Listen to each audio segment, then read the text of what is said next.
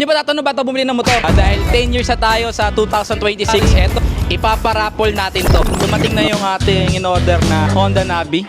Yan, guys, samahan niyo muna akong tingnan yung Honda Navi.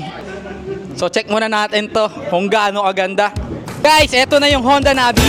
Yan, isa sa pinakabagong motor ng Honda. Kagandahan nito ay compact siya, no? 110cc. Tapos 5'4" in height. Ang daling sakyan. Wow, ang sarap sakyan, no? Oh. Hindi niyo ba tatanong ba ito bumili ng motor? Sa 2026. Tignan niyo yung scenes, kailan tayo nagsimula? Kailan tayo nagsimula? O, ilan taon na tayo sa 2026?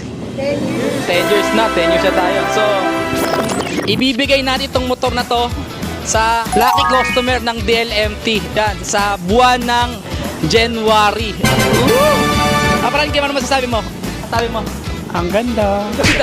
Alam mo na, doon sa mga regular customer namin sa DLMT, dahil 10 years na tayo sa 2026, eto, isa sa sorpresa namin, sinasabi na namin ngayong buwan pa lang na to, dahil sa pagpatak ng January, ipaparapol natin to. No? Kung paano yon, stay tuned dito sa DLMT.